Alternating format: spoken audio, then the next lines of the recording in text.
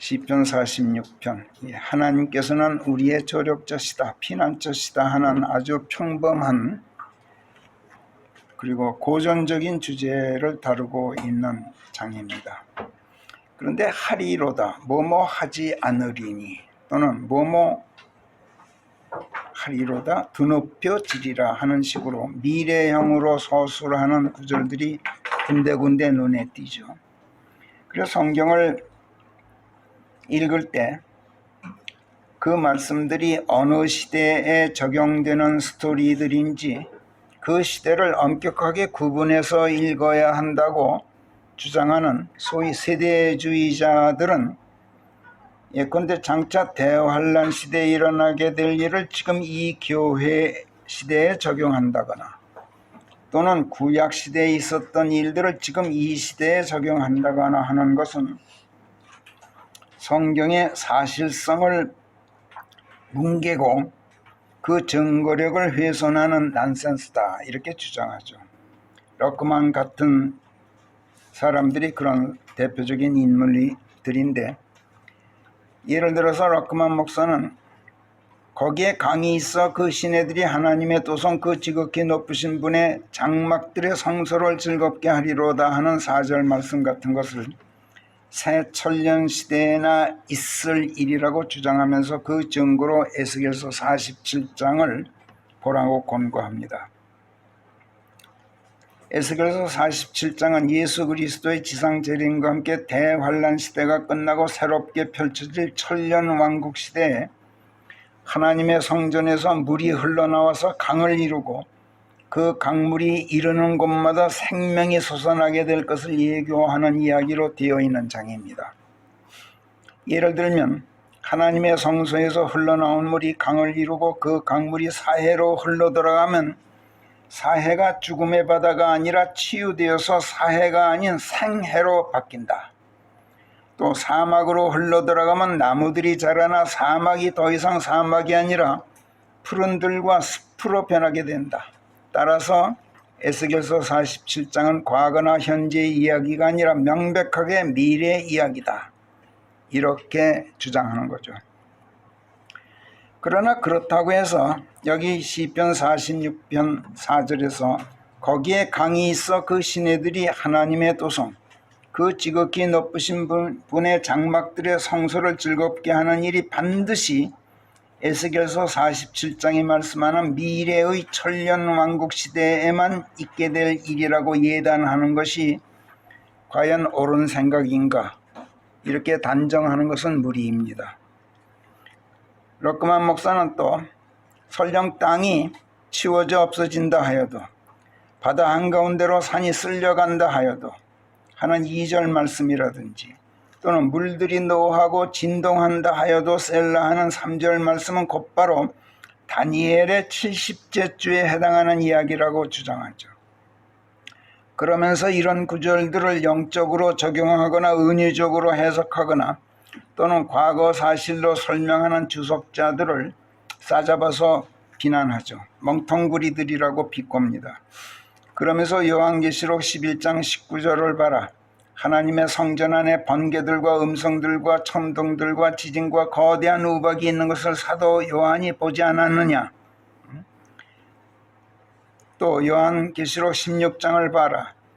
7번째 천사가 그 호리병을 공중에 쏟아보니 천둥들이 울리고 번개들이 쳤는가 하면 강력한 대진이 있었다고 쓰고 있지 않느냐. 그 부분을 제가 다 거기 인용해 놨으니까 집에서 읽으십시오. 이렇게 주장을 합니다. 다니엘의 70째 주에 대해서는 언젠가 우리가 성령의 조명을 받고 자세히 공부할 기회가 있을 테지만 결론적으로 말해서 요한계시록 16, 17, 18, 19장에서 언급되는 대환란 시대 그리고 예수 그리스도의 지상 재림이 이루어지는 시대를 말합니다. 따라서 러크만 박사의 주장이 상당히 설득력이 있는 건 사실이에요.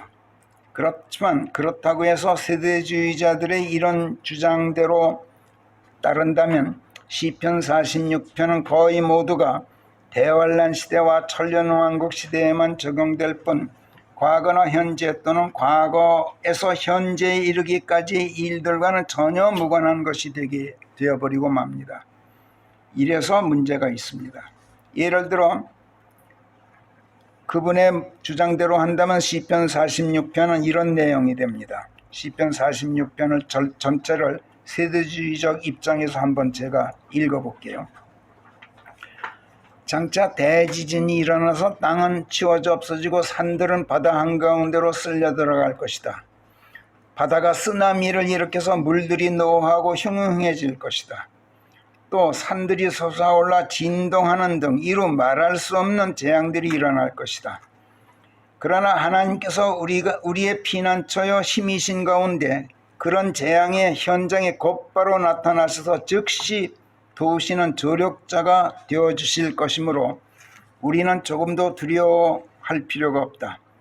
또 이런 재앙들이 지나간 뒤에는 땅이 평온해지고 평화가 찾아올 것이며 거기에 강이 또 있어서 그 강에서 갈라지는 시내들이 지극히 높으신 하나님의 장막들이 있는 도성과 성소를 즐겁게 할 것이며 무엇보다 하나님께서 그 도성 한가운데 계실 것이기 때문에 그 도성이 요동하지 않고 견고할 것이요 이방이 미쳐 날뛰고 왕국들이 소동하여도 하나님께서 하고 한번 기침 한번 하시면 땅이 녹아버릴 만큼 공포에 질려서 모든 이방 왕국들이 전쟁을 멈추게 될 것이다. 대포니 무슨 장사정포니 탱크니 잠수함이니 하는 것들, 무슨 전투기니 항공모함이니 무슨 핵탄두 미사일이 하는 전쟁 무기들이 아무리 무시무시해도 하나님께서 다 못쓰게 만들어 버리실 것이다. 이같이 만군의 주 하나님께서 우리와 함께 하시니 그분이야말로 우리의 피난처이신즉 우리는 어떤 재난도 두려워하지 않을 것이다. 그 미래로 가서 하나님께서 얼마나 놀라운 일들을 땅에서 행하셨는지를 미리 가서 보아라. 내가 하나님인 것을 알고 평안하라. 내가 이방 가운데서 드높여지겠나니 내가 땅에서 드높여지리라 하고 선포하지 않으시느냐. 만군의 주께서 우리와 함께 하시나니 야곱의 하나님께서 우리의 피난처가 되실 것이로다. 셀라. 이런 내용이 되고 말해요. 그렇다면 이 말씀은 우리와는 전혀 상관이 없는 말씀이 되죠. 그렇죠? 왜? 우리는 대환란 시대를 거치질 않을 테니까.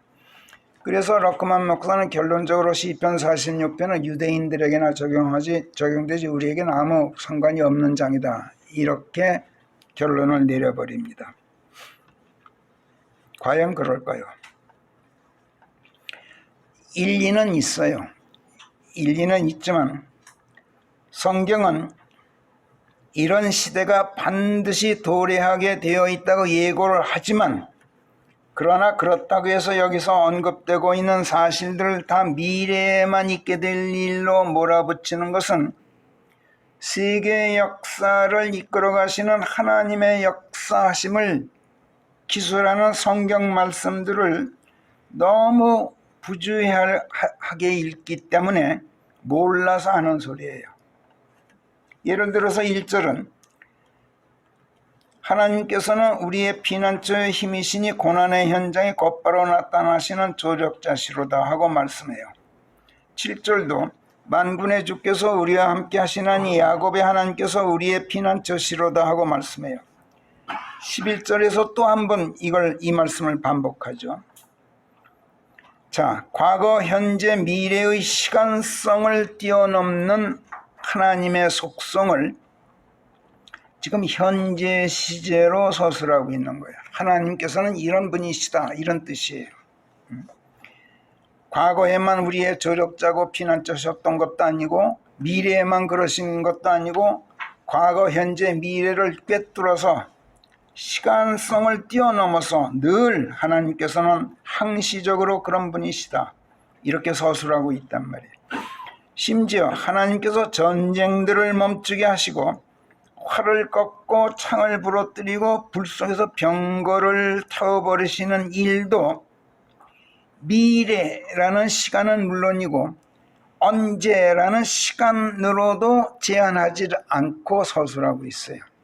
시간을 부여하지 않아요. 늘 우리와 함께 하시는 하나님의 조력자 되심이나 피난처 되심, 고난의 현장에 임하여 계심, 환난의 현장에서 즉시 도우시는 것, 전쟁을 멈추게 하시는 것, 이런 일들이 하나님께서 특별한 때를 골라 하시는 특별한 일이 아니라 늘 행하시는 그분의 속성임을 밝히고 있단 말이에요. 그렇기 때문에 땅이 치워져 없어진다 해도, 산들이 바다 한가운데로 쓸려간다 해도, 물들이 노하고 흉흉해진다 해도, 이런 재난들이 닥쳐도, 요컨대 지진이, 큰 대지진이 일어나서 뭐 쓰나미가 일어나고 땅이 갈라지고 이런 재앙이 벌어져도 우리가 두려워하지 않을 수가 있는 거예요. 하나님께서 항상 그러하시는 하나님이기 때문에. 그렇지 않고 하나님께서 어느 때를 정해놓고 그때에만 그러신다면 우리가 어떻게 마음 놓고 안심할 수 있겠어요? 그렇지 않습니까?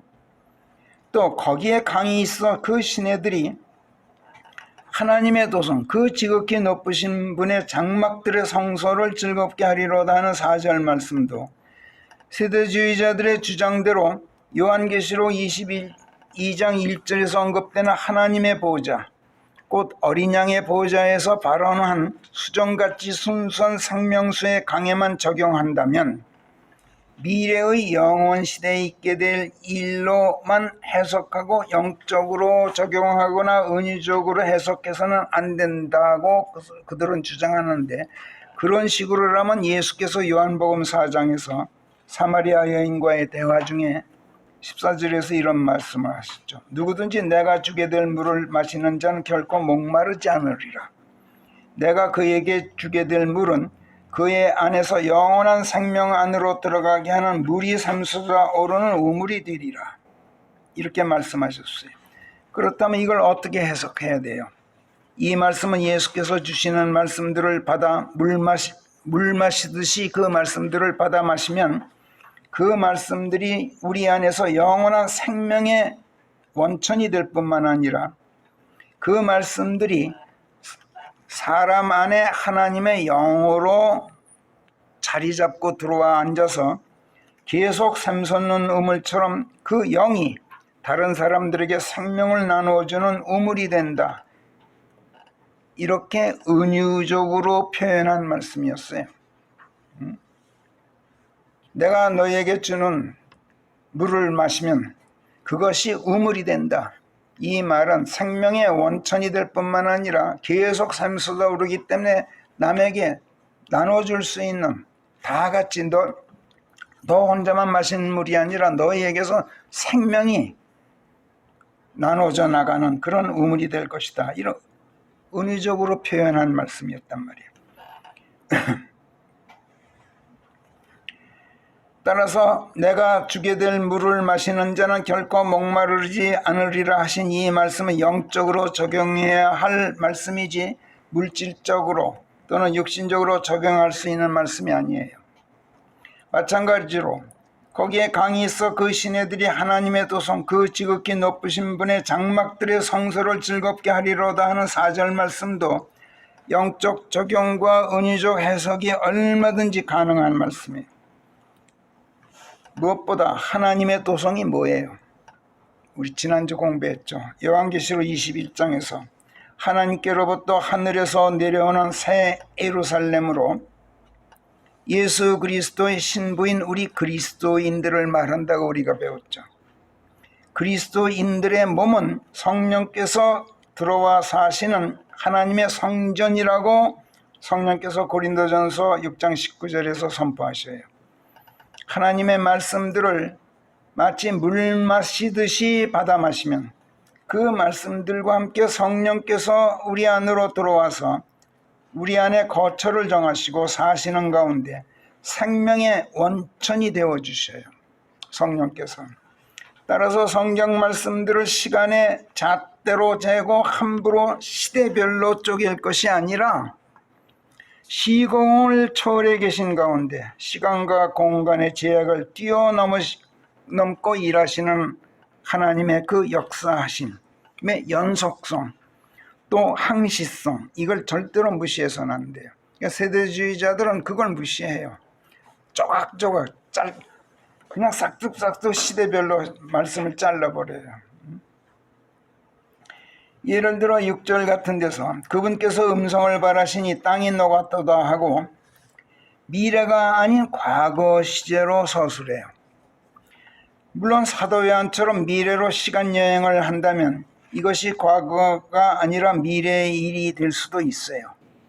9절에서는 또 땅끝에 이르기까지 그분께서 전쟁을 멈추게 하시나니 그분께서 활을 꺾으시고 창을 부러뜨리며 그분께서 불성에서 병거를 태워버리시도다 하고 현재형으로 말씀해요. 네, 이것은 앞서 보았듯이 시간성을 뛰어넘어 일하시는 하나님의 항시적인 속성을 나타내는 말씀이기 때문에 과거, 현재, 미래의 시대 구분을 할 필요가 없는 말씀이죠. 또 오라 얼마나 소스라치게 놀랄 일들을 그분께서 땅에서 행하셨는지를 와서 보아라 하는 8절 같은 말씀도 과거에 있었던 일을 와서 보라는 것인지 아니면 사도 요한처럼 미래로 시간여행을 해서 미래에 일어날 일을 미리 가서 보라는 것인지 혼란스러워 할 수도 있지만 그럴 필요가 없어요. 세대주의자들이나 혼란스러워해요. 이런 걸. 하나님께서는 과거에도 현재에도 또 미래에도 놀랄 일들을 늘 행하시기 때문에 그렇단 말이에요. 땅이 없어지고 산들이 바다에 잠기고 쓰나미가 닥치고 지진이 일어나는 일 또한 과거에도 있었고 지금도 있고 미래에도 있을 일이에요. 그럴 때마다 하나님께서 조력자가 되시고 피난처가 되어주시는 것 또한 마찬가지예요. 전도서에 보면 성령께서 지혜자 솔로몬의 입으로 이렇게 말씀합니다. 지금까지 있었던 일, 전도서 1장 9절부터 제가 한번 읽어볼게요. 지금까지 있었던 일, 그것이 또 장차 있을 일인즉 이미 일어났던 일인데 앞으로 또 일어날 일이니 해 아래에 새로운 것이란 아무것도 없도다. 무엇 하나 그것을 가리켜 보라 이것은 새롭다 하고 말해도 될 것이 있는가? 그것은 우리 이전에도 있었은즉 그것은 이미 옛적의 일인 것을 이전의 것들 중 기억될 것이 하나도 없고 앞으로 있을 일들 또한 그 중에서 무엇 하나 훗날에 올 사람들에게 기억될 것이 없도다. 자, 여기서 뭐라 그럽니까? 어째서 해 아래에 새로운 것이란 없다고 말씀합니까? 새로운 일들이 안 일어나서 해 아래에 새로운 것이 없다는 게 아니라 반대로 해 아래에 새로운 일들이 끊임없이 새롭게 일어나기 때문에 해 아래에 새로운 것이 없다고 말씀해요. 과거에 일어났던 일이 그 한 번으로 끝나고 다시는 일어나지 않는 것이 아니라 과거에 있었던 일이 지금도 일어나고 미래에도 일어나기 때문에 해 아래에 새롭다 할 만한 것이 없다는 말씀이에요. 이것이 우리에게 뭘 시사합니까? 뭘 가르쳐 줍니까? 과거에 있었던 일에만 매달려 있지 말라. 이런 가르침. 그와 동시에 또 미래에 일어날 것으로 예언되어 있다고 해서 미래에 있을 그 일에만 마음을 빼앗기고 있지 말아라. 눈앞의 현재를 보지 않는 편협한 그 어리석음, 그 완악함에 빠져 있지 말라. 이런 충고예요. 시야를 넓혀라. 이런 말씀이란 말이에요. 해 아래 새로울 것이 없다는 말은 시야를 넓히라는 말씀이에요. 과거에도 있었고 현재도 있고 미래에도 있을 일이다.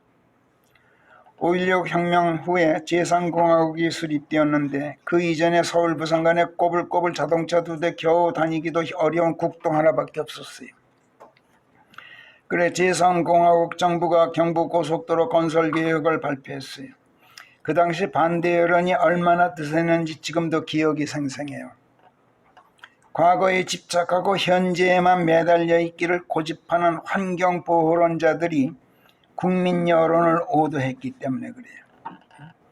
몇 년 전 어느 대통령이 한반도 남반부 전역의 큰 강들을 하나의 운하로 연결하려는 대역사를 계획한 적이 있어요. 이 역시 미래를 보지 못하는 환경론자들의 주장에 오도된 반대 여론에 부딪혀서 결국은 좌절되고 말았죠. 강의 보를 만들어서 수자원을 보존하는 소위 4대강 사업으로 축소되고 말았죠.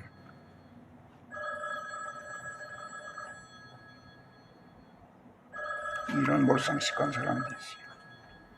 자, 그런데 지금도 그 보를 헐어버려야 한다고 고집하는 부류가 계속 떠들고 있어요.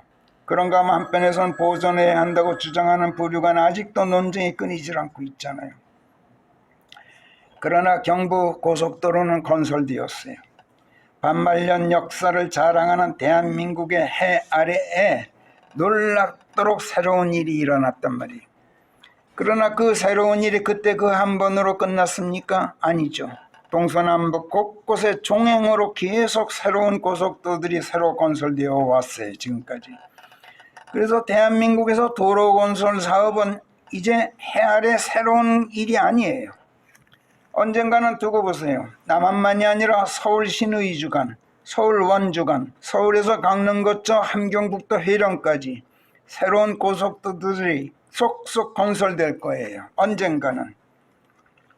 바라건대 우리가 죽기 전에 한번 이런 일이 있었으면 참 좋겠어요. 또 그래야만 돼요. 대한민국의 해 아래 새로운 일이란 없어야 한단 말이에요. 경부고속도로 달랑 하나 건설해 놓고 그 과거의 일만 자랑하고 그 하나에만 매달려 있을 일이 아니란 말이에요. 세계 역사도 마찬가지예요. 국가 민족의 역사도 그렇고 개인도 그래요. 하나님의 일들은 더더욱 그래야만 해요. 과거에 집착하면 현재가 뒷걸음질 치게 돼 있어요. 미래는 암울한 법이에요.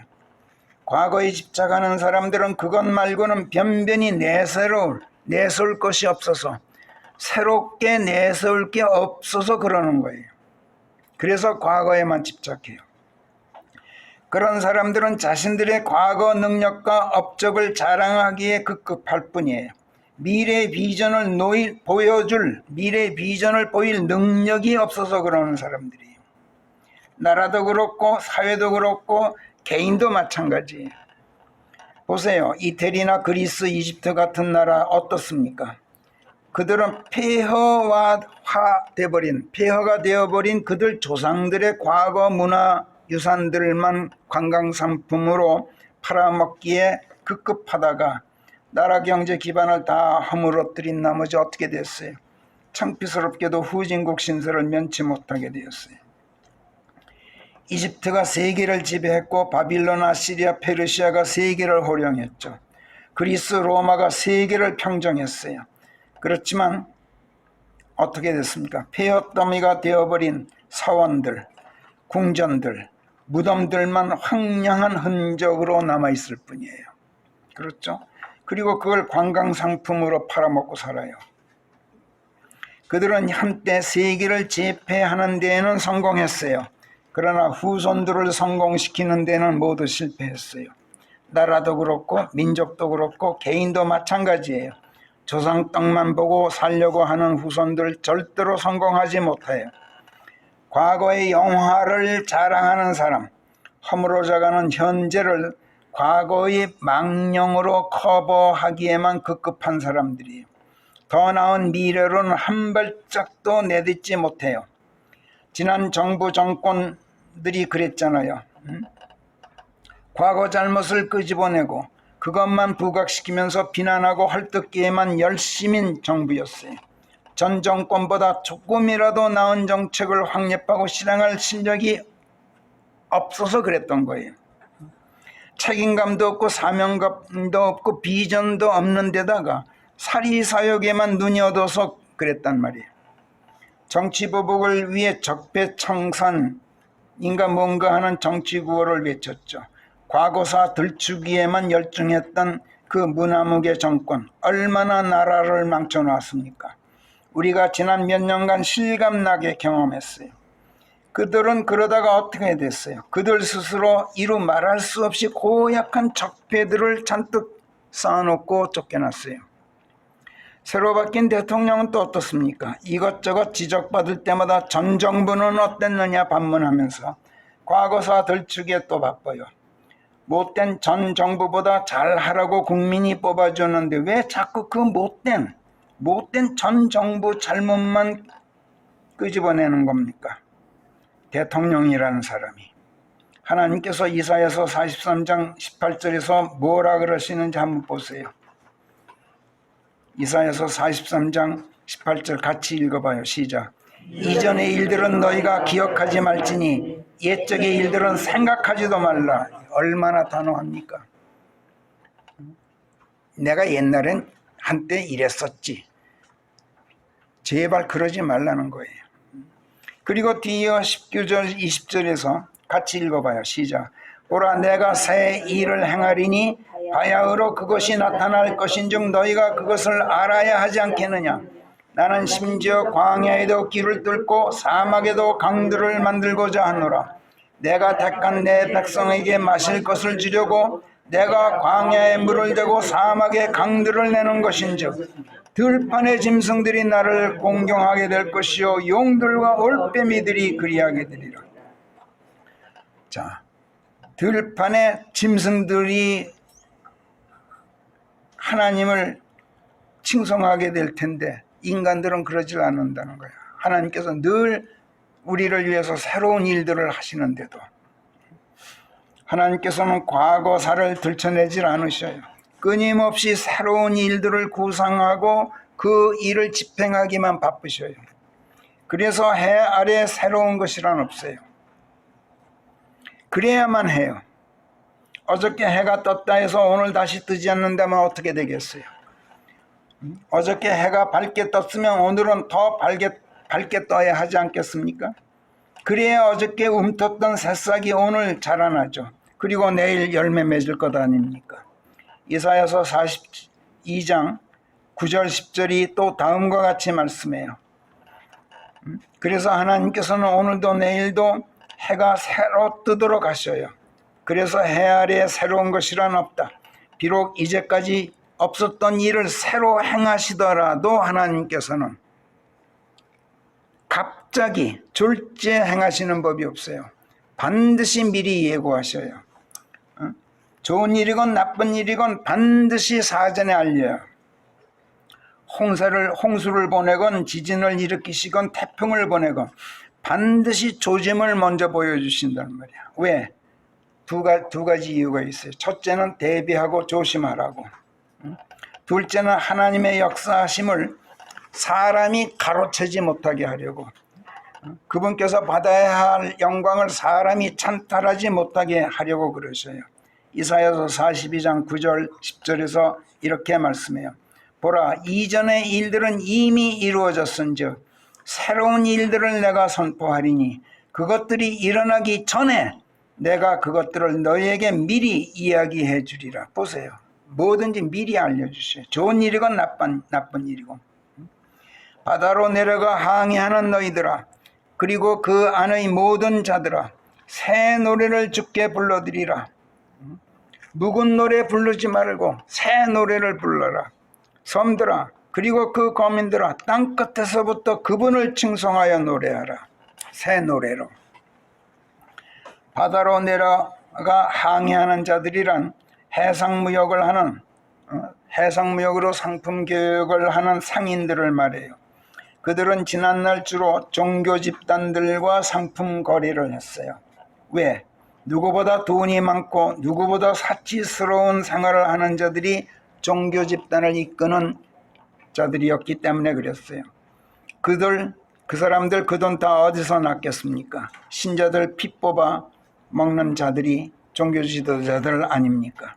그건 예나 지금이나 똑같아요. 동서고금을 막론하고. 하나님께서 모든 종교 집단들을 멸하시게 되는 건 그래서 그래요. 이에 대해 언급하는 요한계시록 17장 18장 말씀들 몇 군데만 추려서 읽어보겠어요. 17장 1절부터 그 일곱 천사들 중 하나가 와서 내게 말하기를 이리로 오너라. 많은 물들 위에 앉아있는 저 큰 창녀에게 내릴 심판을 내가 네게 보여주겠노라. 많은 물들 위에 앉아있다. 이 말은 많은 세상 사람들을 위해 군림하고 있다 이런 뜻이고, 창녀 이 뜻은 하나님 외에 잡다한 다른 우상신들과 놀아나는 종교 집단을 말해요. 그 집단을 이끄는 종교 지도자들이 큰 창녀를 하면 신자들은 작은 창녀들인 셈이죠. 2절 땅의 왕들이 그녀와 더불어 음행을 자행해왔고 땅의 거민들이 그녀의 음행의 포도주에 취하도록 사주받았느니라 하더라. 3절 그리고 그가 나를 영안에서 광야로 데려가는 것이었는데 모독의 이름들로 가득 차있는 7무리의 10뿔이 달린 한 여인이 주홍색 짐승 위에 앉아있는 것을 내가 보았더라. 모독의 이름들, 모독해서 이르는 말들 이런 뜻이에요. 모독적인 말 이런 뜻이에요. 모독하여 이르는 말은 모욕하는 말이 아닙니다. 모욕과 모독과는 전혀 뜻이 달라요. 모욕과는 반대입니다. 칭송하고 찬양하고 높이 받들어 이르는 말이에요. 그러나 높이 받들어 칭송하고 찬양하는 그 말들이 알고 보니까 욕하고 비방하고 헐뜯고 비난하는 더러운 속마음을 덮어 가리기 위해서 하는 미사역구인 거. 이것이 모독의 말들이에요. 그러니까 종교 집단들이 그랬잖아요. 뭐 하나님이 어떻고 다 그냥 뭐 입에 침이 마르도록 그 하나님을 아주 예찬하는 듯한, 그러면서 마음속으로는 딴짓을 한단 말이야. 그게 모독이란 말이야. 더러움을 숨기고 있는 것. 모독.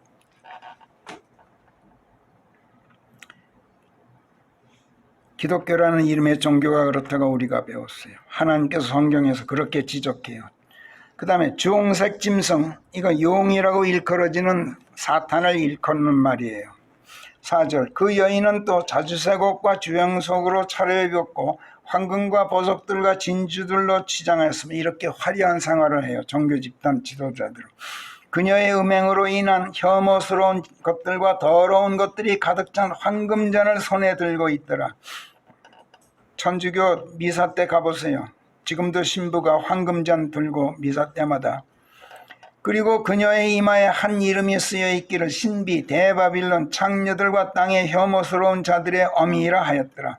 그 여인이 성도들의 피, 보세요. 성도들의 피예요. 예수님의 순교자들의 피에 취해 있는 것을 내가 또 보았나니 18절로 띄어서 그 여인은 땅의 왕들 위에 군림하는 그 큰 도성이니라. 18장으로 넘어가서 이런 일들이 있은 뒤에 또 다른 한 천사가 그 권세를 가지고 하늘로부터 내려온 것을 내가 또 보았나니 땅이 그분의 영광으로 환히 밝아지더라. 이제 반전됩니다. 세상이. 그리고 그분께서 강력한 음성으로 힘차게 외쳐 말씀하시기를 무너졌도다 대바벨론이 마귀들의 거처가 되었고 못된 영이란 영 모두의 소굴이 되었으며 더럽고 혐오스러운 새라는 새 모두의 새장이 되었나니 이는 모든 민족들이 그녀의 음행으로 인한 진노의 포도주를 마셨고 땅의 군왕들이 그녀와 함께 음행을 자행하였으며 땅의 상인들이 그녀의 넘친, 여기서 이 상인들이 해상무역이에요. 산의 진미들로 인해서 그녀의 그 종교 집단의 산의 진미들로 인해서 치부를 하였음이라 하더라. 그리하여 그녀와 더불어 음행을 자행하며 호강하고 살던 땅의 군왕들이 그녀를 놓고 통곡할 것이요 그녀가 불타는 연기를 그들이 볼 때 그들이 그녀를 위하여 애곡을 할 것이며 또 땅의 상인들이 그녀를 보고 울며 애곡하리니 이는 아무도 자기네들의 상품을 사줄 사람이 더 이상 없음이라. 이제 장사할 길이 없어졌어. 종교 집단이 다 멸하고 없어지면 그 상품이 황금, 은, 보석, 진주, 세마포 등등 이런 걸로 상인들이 치부를 했었는데 그 길이 막막해졌어.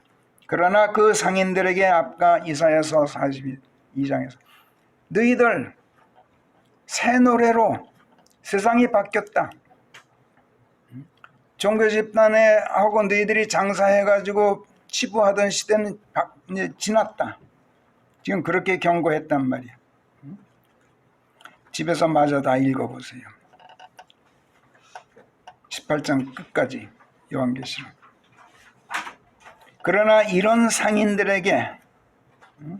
이사야서 42장 10절에서 아까 읽은 거, 그렇게 울부짖고 애곡하지 말아라. 되레 새 노래를 주께 불러드리라. 이렇게 충고한단 말이에요. 하나님께서 새 일을 행하셔서 세상을 바꾸시고 종교 집단들을 멸하시고 마귀의 활동이 금지된 새로운 세상을 지금 펼치시기 때문이다. 이런 말씀이란 말이에요.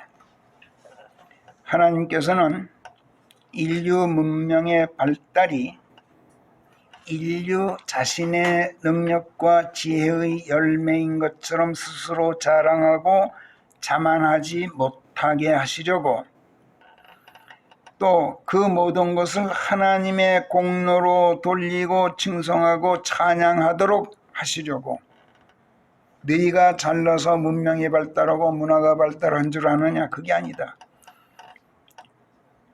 새로운 일들을 계속 행하시는 이유가 그거예요. 그러면서 사람들이 과거에 매달릴 겨를이 없게 만드셔요.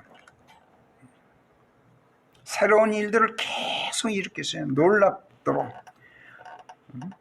소스라치게 놀랍도록 새로운 일들을 행하셔요. 또 앞에서 말씀드렸습니다만 새로운 일들이 예고도 없이 갑작스럽게 일어나게 하지 않으셔요. 반드시 예고하고 예고된 일들을 반드시 수행하셔요. 왜 그런다고 했습니까? 첫째는 새로운 일에 벌어지기 전에 대비하고 조심하라고.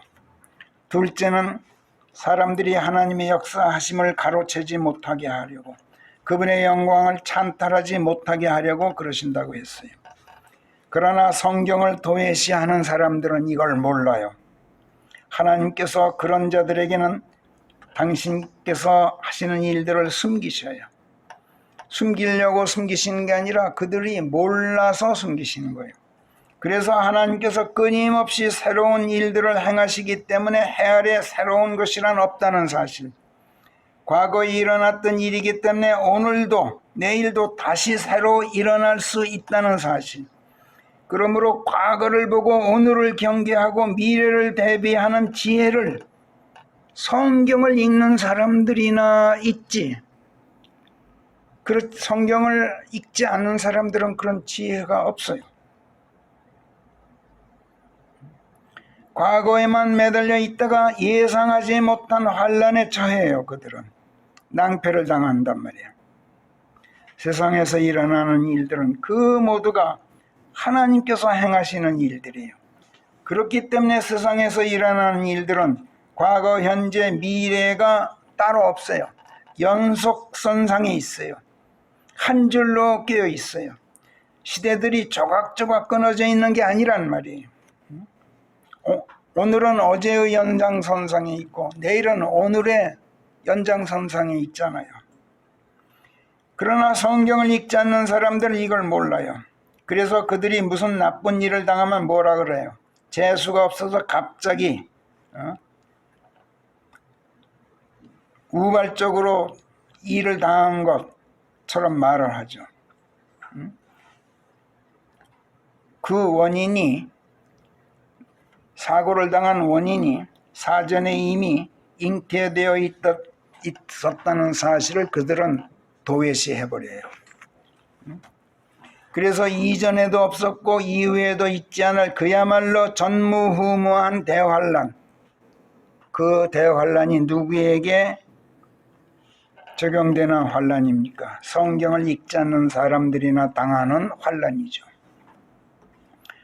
우리처럼 성경을 읽는 사람들은 얼마든지 피할 수 있는 환란이 대환란 시대예요. 이사야서 48장 3절부터 보면 나는 이전의 일들을 처음부터 선포해 놓았느니라. 그 일들은 내 입에서 나갔다.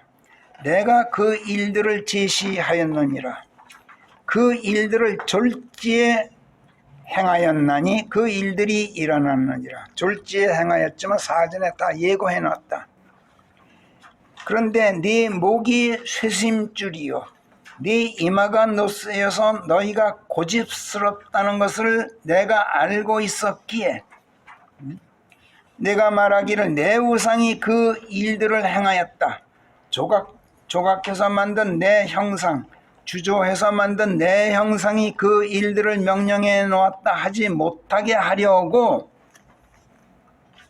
내가 하는 일을 너희들이 찬탈하지 못하게 하려고 내가 처음부터 그것을 네게 선포해 놓았나니 그 일이 있기 전에 내가 그것을 네게 지시해 놓았던 것이다. 이런 식으로 7절로 가서 그 일들은 지금도 창안만 되어 있지 처음부터 곧 네가 그 일들을 듣지 못했던 날 이전부터 행하여진 것이 아닌즉 이는 내가 말하기를 보라 내가 그 일들을 알고 있었다 하지 못하게 하기 위함이니라. 새로운 일을 행하시는데 사전에 예고를 하시지만 성경을 읽지 않는 자들에겐 숨기신다는 말씀이에요.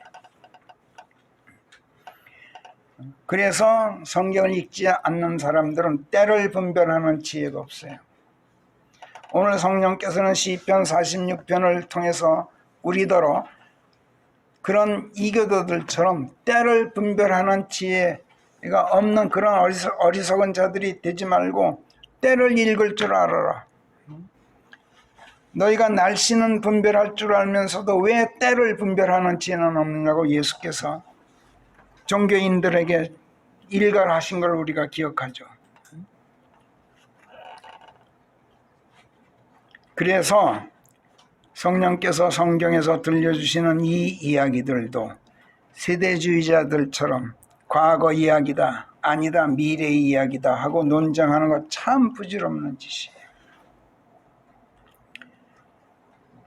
그래서 야고보서 1장 16, 17절 보면 내 사랑하는 자들아 착각하지 말라. 선한 선물, 곧 완전한 선물은 어느 것이나 다 위로부터 곧 빛들의 아버지께로부터 내려와나니 그분께서는 변덕스러우심이 없고 변질이란 그림자도 없으시니라. 어제나 오늘이나 내일이나 동일하신 하나님이시다. 하나님의 그러하심을 알지 못하는 자들 또는 부인하는 자들, 그들은 이 말씀도 회전하는 그림자도 없다 이렇게 옮겨놨죠. 그 사람들 그렇게 번역해놓고 무슨 소리인지 그 사람들 자신도 모르고 있어요. 회전하는 그림자가 뭐예요? 변질이란 하나님께는 그림자도 비치지 않는 분이에요.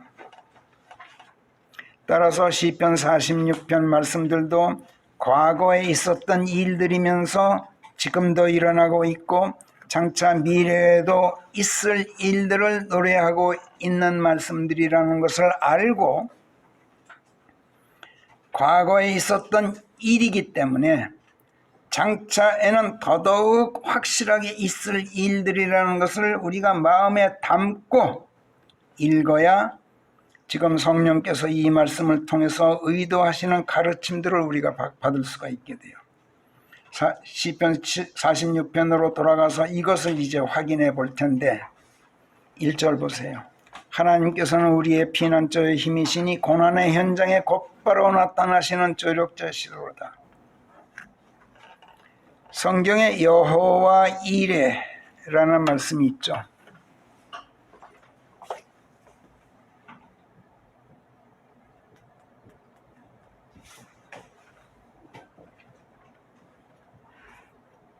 여호와, 이거 제자예요. 지레가 아니라 이레라고 읽어요.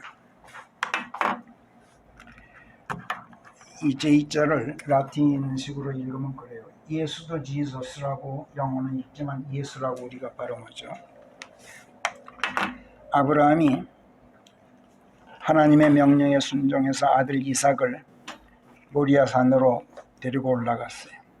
그리고 이삭의 목에 칼을 대는 순간 하나님께서 하늘에서 다급하게 말씀하셨죠. 아브라함아 아브라함아 그 아이에게 손대지 말라.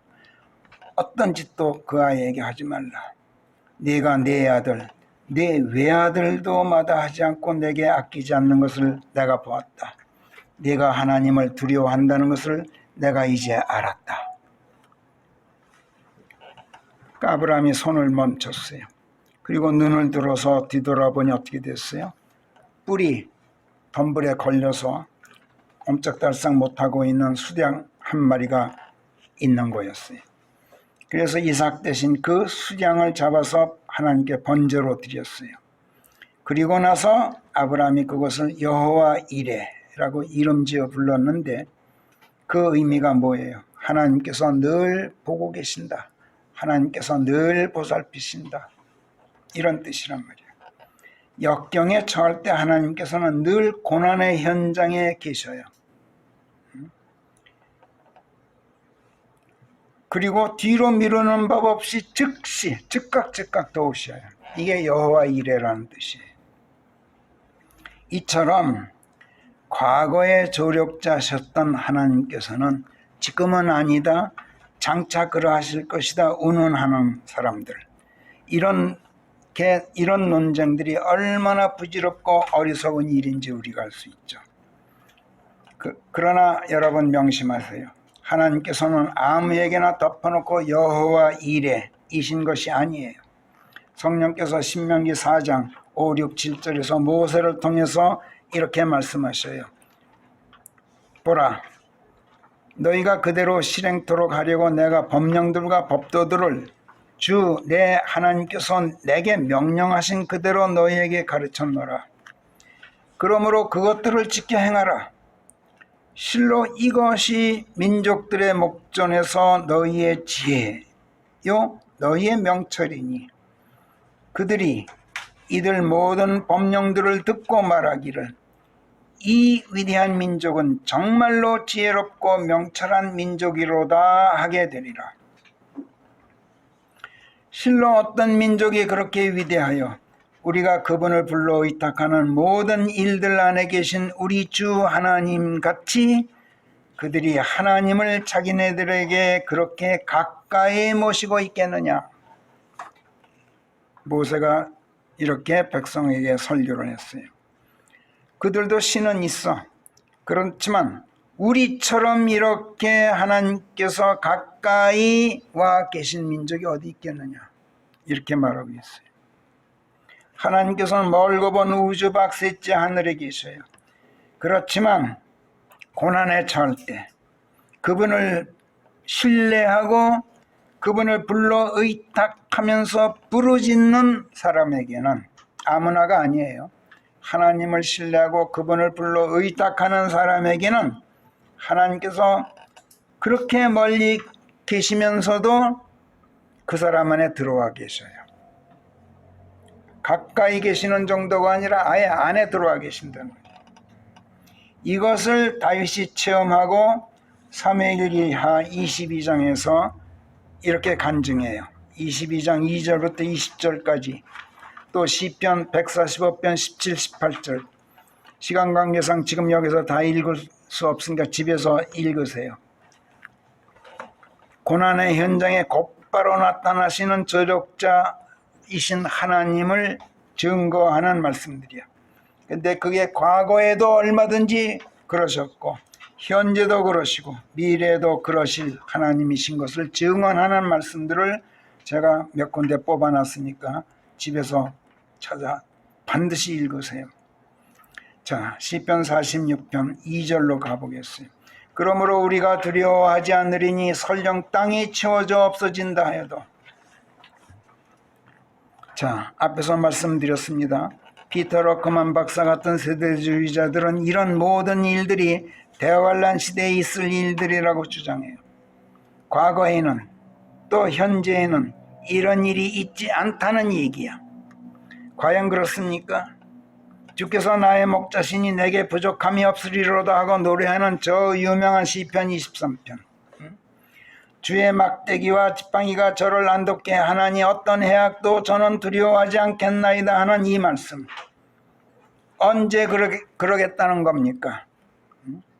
대환란 시대에 가서 그러겠다는 겁니까? 이에 대한 참고 구절 역시 다 뽑아놨으니까 이것도 반드시 집에서 읽고 묵상하시기 바래요. 시편 23편 1절부터 6절까지. 내 평생 모든 날들을 주의 집에 살면서 주의 아름다우심을 뵐 수 있게 되고 그분의 전에서 자문을 구할 수 있게 되는 오직 이 한 가지가 내가 바라왔던 바다. 왜? 고난의 때 그분께서 나를 그분의 천막 속에 숨겨주시고 그분의 장막아 안 은밀한 곳에 숨겨주실 것이고 나를 암벽 위에 세워놓으실 것이기 때문에 이렇게 다짐하는 시편 27편도 거기 내가 뽑아놨어요. 집에서 읽어보세요. 자, 바다의 폭풍이 일어나 배가 파도에 뒤덮이는데도 예수께서 아무 일 없다는 듯이 주무시고 계신 것을 제자들이 보았죠. 다급하게 그분을 깨우면서 주여 저희를 구원하소서 저희가 죽습니다. 비명을 질렀어요. 예수께서 뭐라 그러셨어요? 믿음 없는 자들아 어째여 너희가 두려워하느냐. 그리고 일어나 바람과 바다를 꾸짖으시니 바다의 깊은 고요가 깃들었어요. 이걸 그들이 보았어요. 이 일이 언제 일이에요? 지금부터 2000여 년 전 일이에요. 과거에 있었던 일이에요. 그러나 지금도 너에게 겨자씨만한 같은 그런 믿음이 있다면 지금도 얼마든지 있는 일이라고 예수께서 선언하셨어요. 그렇다면 만일에 이런 일들이 과거에만 있었던 일이다 또는 미래에나 있을 일이다 이렇다면 우리가 기도를 할 필요가 없어요. 아무리 기도해도 그건 과거의 일이거나 아니면 미래에 있을 일인데 기도해서 뭐 하겠어요. 그렇잖아요. 세대주의자들이 그런 함정에 빠지는 거예요. 성경은 하나님께서 우리에게 두려움의 영을 주신 것이 아니라 권능의 영을 주셨다고 말씀해요. 언제 써먹으라고 권능의 영을 주셨겠어요? 대환란 때 써먹으라고 주신 것이 아니지 않습니까? 디모데후서 1장 7절 하나님께서는 두려움의 영이 아니라 권능의 영. 권능의 영은 하나님의 능력이 발휘되는 영이야. 사랑의 영. 사랑의 영은 두렵지 않을 때, 걱정거리가 없을 때 사랑이 나와요. 내가 코너에 몰리면 사랑이고 자시고 할 겨를이 없게 돼요. 건전한 생각 마찬가지. 그 영을 우리에게 주셨느니라.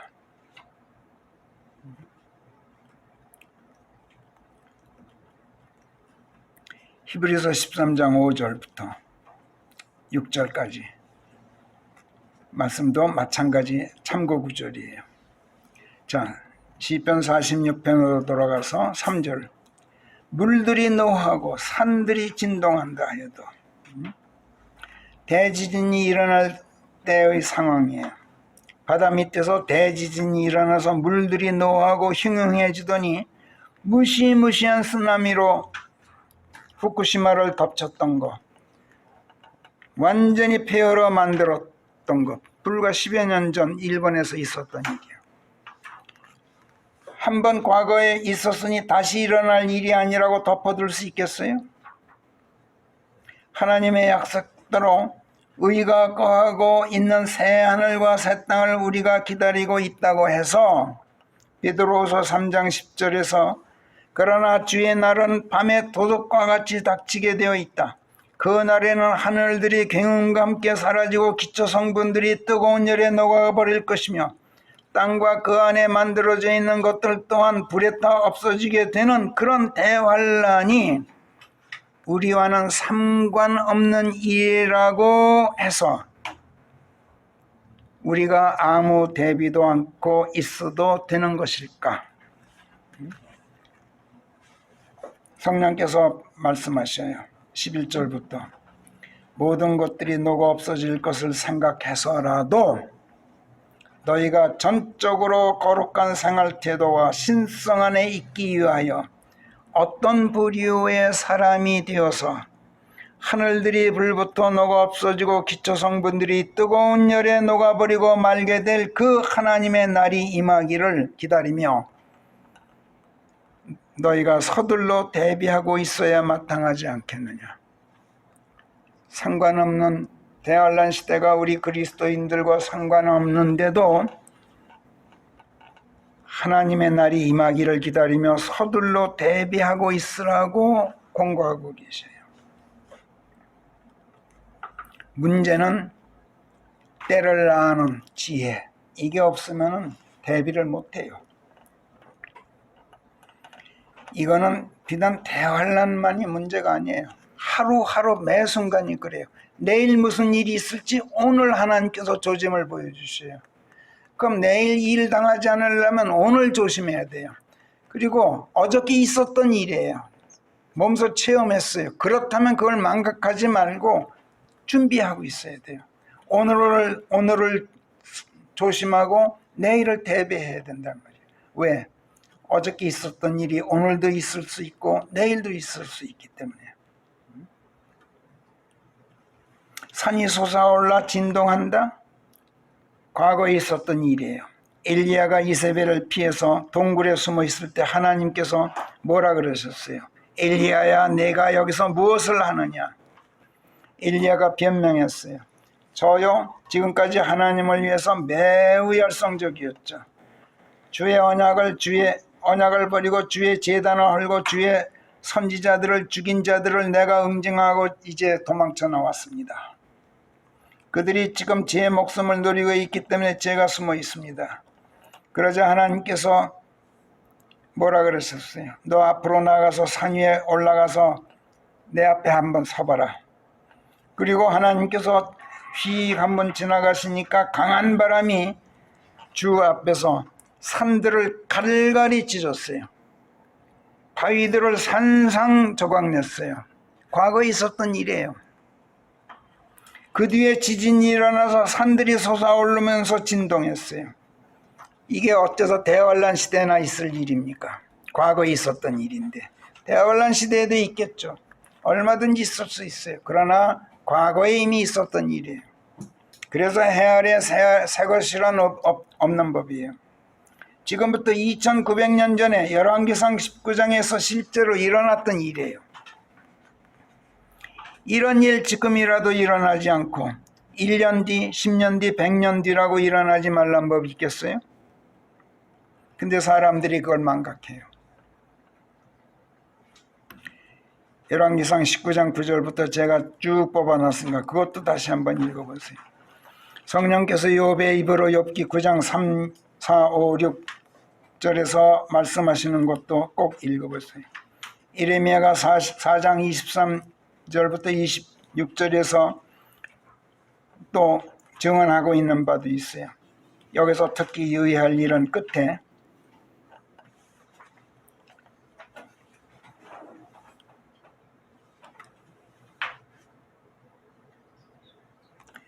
엘리야가 쓴 이 말이 약 2600여 년 전 일인데 미래상을 보고 땅이 형체가 없고 텅 비어 있었다고 쓰고 있어요. 하늘들을 보니 빛이 없었어요. 수천 수만 년 전 창세기 1장에서도 있었던 일이에요. 근데 그렇죠? 창세기 1장 2절이 뭐라 그래요? 땅은 공허하였고 형체가 없었으며 어둠이 물들의 수면 위에 수면을 덮고 있었더라. 이렇게 쓰고 있잖아요. 근데 2600년 전에도 그랬어요.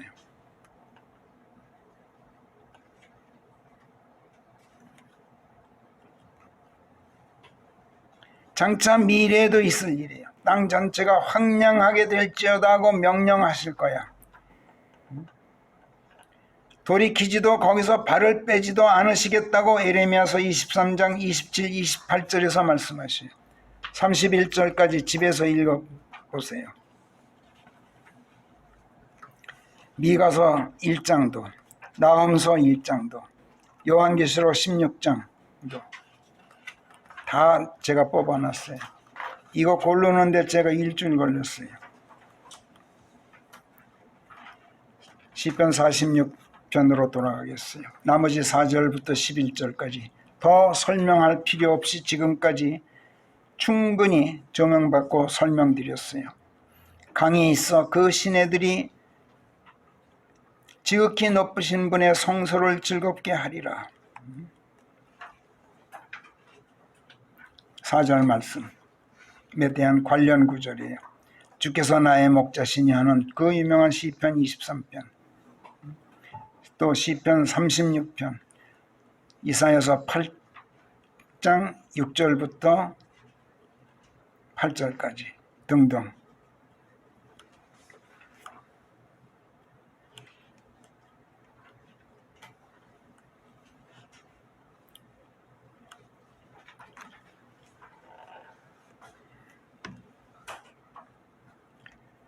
요한계시록 22장 1절도 하나님의 도성, 지난주에 배운 걸 잊지 마세요. 하나님의 도성 새 예루살렘으로 하늘에서 내려오게 돼 있어요. 그게 사실은 우리 그리스도의 신부인 우리를 말한다는 걸 잊지 마세요. 그런데 여러분, 그 도성 한가운데 하나님께서 계시다 그랬어요. 그래서 요동하지 않으리니 하고 5절이 말씀해요. 그런데 그 도성이 우리란 말이에요. 하나님께서 우리 한가운데 계시는데 우리가 요동할 이유가 없죠. 그러나 한 가지 더 유의할 일이 있어요. 참 재미있는 말씀이에요. 신명기 23장 13절부터 제가 읽어볼 테니까 잘 보세요. 그리고 너는 네 무기에 더하여 부삭 하나를 가지고 있어야 할지니 네가 멀찍이 가서 네 몸을 헐겁게 하고자 할 때, 몸을 헐겁게 하는 게 뭐야? 똥 누는 걸 얘기해요. 그것으로 네가 땅을 파고 너 부삭 가지고 다녀라. 그리고 너 똥 누고 나서 그거 그냥 놔두지 말고 땅을 파고 돌아서서 내게서 배설되는 것을 덮어야 할지니라. 여러분들 강아지 키워보셨죠? 고양이 키워보셨죠? 그것들이 배설하고 나면 흙으로 묻는, 뒷발로 흙으로 묻어요. 흙이 없어도 본능적으로 막 뒷발로 긁고 긁는 거 여러분들 아시죠? 근데 사람은 그러질 못해. 짐승은 아는데도. 자, 하나님께서 우리 안에 거하신다면 우리가 요동하지 말고 경고해야 될 것은 말할 것도 없지만 우리가 얼마나 우리 자신을 깨끗이 더러운 것이 없도록 해야 하겠어요. 이거를 신명기 23장에서 모세가 설교했던 거예요. 아무것도 불결한 것이 그분의 눈에 띄지 않아 네게서 발길을 돌리지 않게 해라. 더러우면 하나님께서 발길을 돌리신다는 거예요. 에스겔서 43장, 고린도전서 3장 16, 스파냐서 다 집에서 시편 46편 6절부터 11절까지도 참고구절들 다 뽑아놨어요. 양이 좀 많을 거예요. 그러나 일주일 읽기에는 그렇게 많은 양이 아니야. 6절에서 이방이 미쳐 날뛰고 왕국들이 소동하기에 하나님께서 음성을 한번 바라시니 땅이 녹았도다. 역대기하 14장 실제로 있었던 일이야. 그렇다고 앞으로 없느냐? 얼마든지 있어요. 지금 우크라이나가 지금 전쟁에 휘말려서 러시아하고 지금 세계를 아주 괴롭히고 있는데 언젠가 하나님께서 음성 한번 바라시면, 기침 한번 하시면은 땅이 녹을 거예요. 두고 보세요. 누구를 혼내도 혼내실 거예요. 유럽이 더위 때문에, 가뭄 때문에 라인강이 말라 물이 없어서 난리야.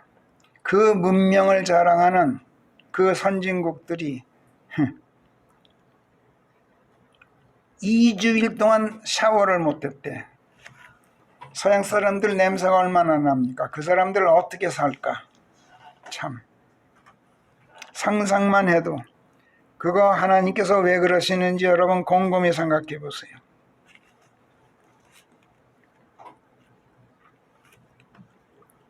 유럽 사람들은 전통적으로 조상 팔아먹고 사는 민족이에요. 과거에 화려했지만 아까 제가 말씀드린 그리스 로마만 그런 게 아니라 다 그래요. 하나님께서 그 정신 차리게 하시려고 그러시는 거예요. 그런데 여러분 그 가뭄이 뭐라 그럽니까? 400년 만에 있었던 일이라고 말해요. 무슨 일이 있으면 꼭 그러죠. 10년 만에 뭐다, 100년 만에 뭐다. 그건 뭐예요? 400년 전이든 100년 전이든 10년 전에도 있었다는 얘기예요. 그러니까 새로운 일이 아니에요. 근데 세상 사람들은 그게 새로운 일인 거, 변고인 것처럼 여겨요. 400년 전에도 있었던 일이에요. 400년 뒤에도 있을 거예요. 10년 뒤에도 있을 거고. 해열에 새로운 것이란 없어요. 그런데 사람들이 그걸 망각해요. 그래서 하나님께서 보여주시는 때의 조짐을 분별할 줄을 몰라요. 그래서 내일을 대비하지 못해. 이건 개인적으로도 마찬가지. 어제를 기억하지 못하기 때문에 오늘 내가 망가뜨리고 내일을 대비하지 못하기 때문에 내일 성공하지 못한단 말이야.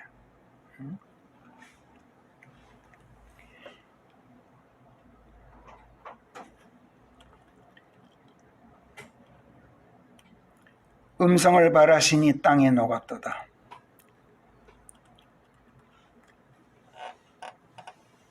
출애굽기에서도 실제로 있었던 일이야. 앞으로도 있을 일이야.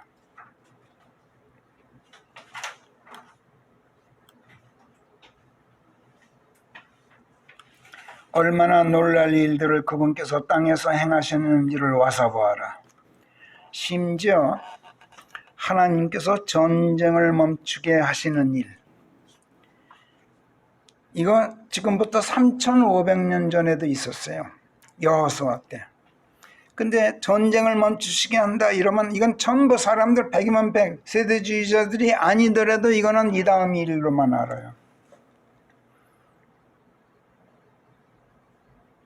그러나 여호수아서를 읽어보면 11장, 그때도 땅이 전쟁을 그치고 안식하게 되었더라 이렇게 쓰고 있어요. 23절에서.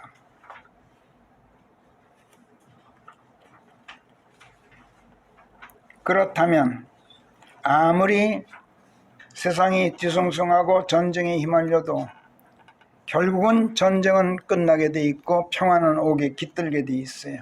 오늘 설교 제목이 원래 그래요. 아무리 난리를 쳐도 평화는 옵니다. 이게 원래 제목이었어요. 제가 바꿨어요. 근데 때를 아는, 때를 분별하는 지혜라고 바꿨어요.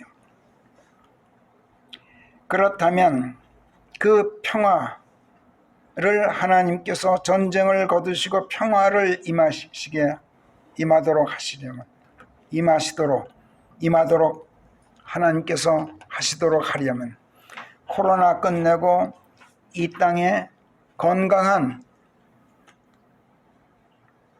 시대가 펼쳐지게 하려면 우리가 어떻게 해야 되겠어요?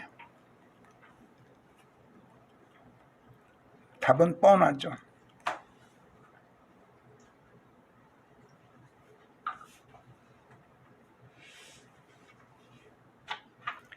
이사야서 24장 1절 한번 찾아보세요.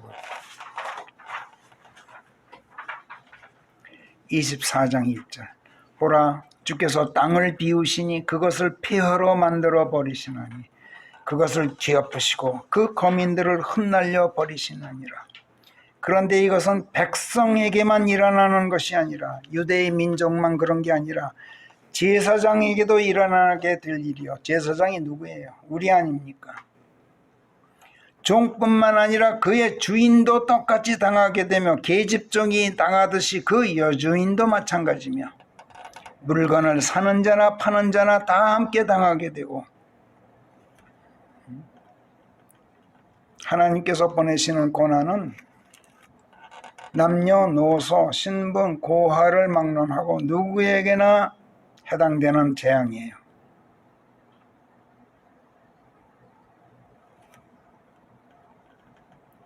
이사야서 34장은 또 똑같은 내용이에요.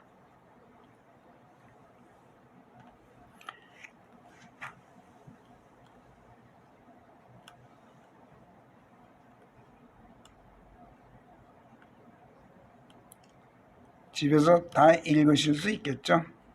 네. 내가 하나님인 것을 알고 평안하라. 10절에서 내가 하나님인 것을 알고 평안하라. 하나님인 것을 아는 것, 그분께서 하나님인 것을 알고 내가 평안하는 것, 때를 분별하는 지혜가 없으면 이거 못해요.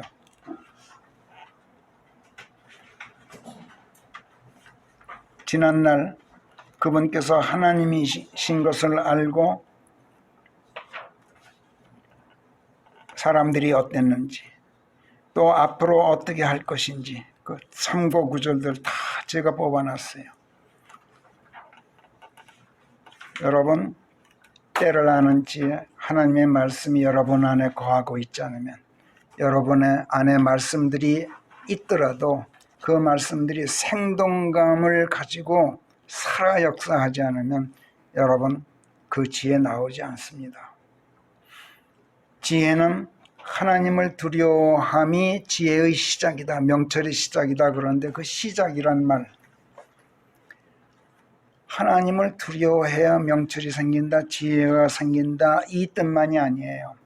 너희가 하나님을 두려워하느냐? 그러면 너희가 지혜가 있느냐? 그러면 하나님부터 두려워하기 시작해라. 이런 뜻이기도 하란 말이에요. 그러니까 지혜와 명철은 하나님을 두려워하는 데서 나오기도 하지만, 지혜가 있으면 제일 먼저 할 일이, 제일 먼저 시작할 일이 하나님을 두려워하는 일이에요. 여러분, 하나님 두려워한다면서 하나님의 말씀을 안에 살아 역사하시도록 하지 않는다면 그거는 거짓말이에요. 하나님 두려워한다는 거. 그러면 어떻게 됩니까? 여러분, 지혜 하나도 없게 돼요. 절대로 성공하지 못해요. 여러분들 자녀들에게 가르쳐 주십시오. 기도하겠습니다.